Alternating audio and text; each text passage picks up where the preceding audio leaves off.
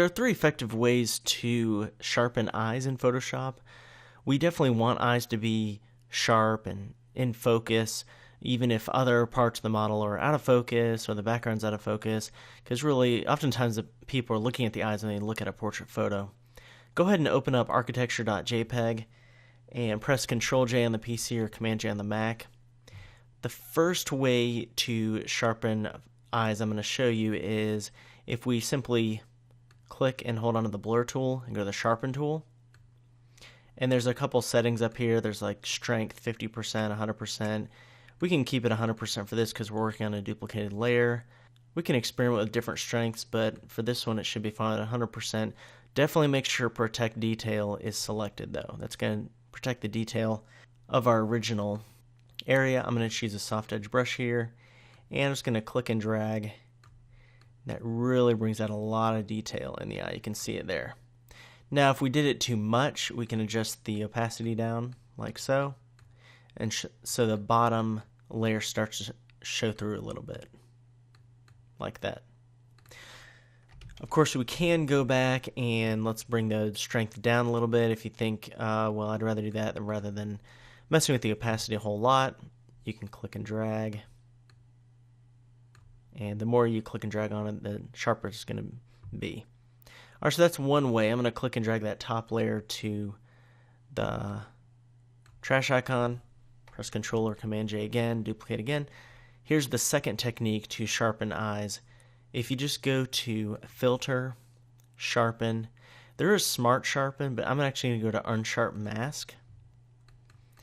And make sure Preview is selected, and it's going to preview it in here and over here. So and we'll just experiment with the amount. So if you bring it way over to the right, you don't want to go too far where it just kind of looks really contrasty and too harsh of an edge. So that's pretty good. And then radius, we can experiment with. Radius is basically, once it gets to an edge there, how exaggerated that edge is going to be. So you can really overdo that. So I'm going to keep that down to about 1, but I'm going to keep amount pretty high up to about 150% or so. And so once I hit OK, the problem is it sharpened the entire layer. So we need to add a layer mask that will just mask out everything. Hold down Alt on the PC or Option on the Mac and click Add Layer Mask icon on the bottom of the Layers panel. Creates a mask, but it's black, so it's just masked out this top sharpened layer.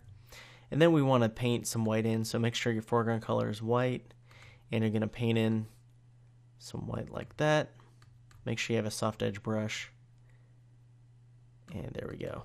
And if you Alt or Option click, you can see that's our mask, and you can paint in a little bit there.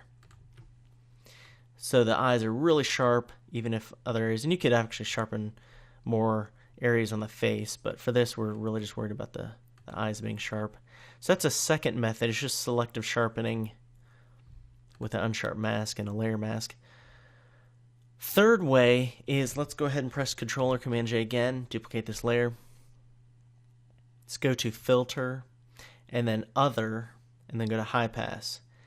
With High Pass, we want to move this radius until there's a lot of detail in there, but we don't want to overdo it where it comes like that. That's way too much. So it's still going to look kind of gray, but something like, I think 2.8 or so for the, if you're using the support file, should be fine, 2.6. Click OK, and then change the layer blending mode of this top one down to linear light. And if it's too strong, bring the opacity down a little bit.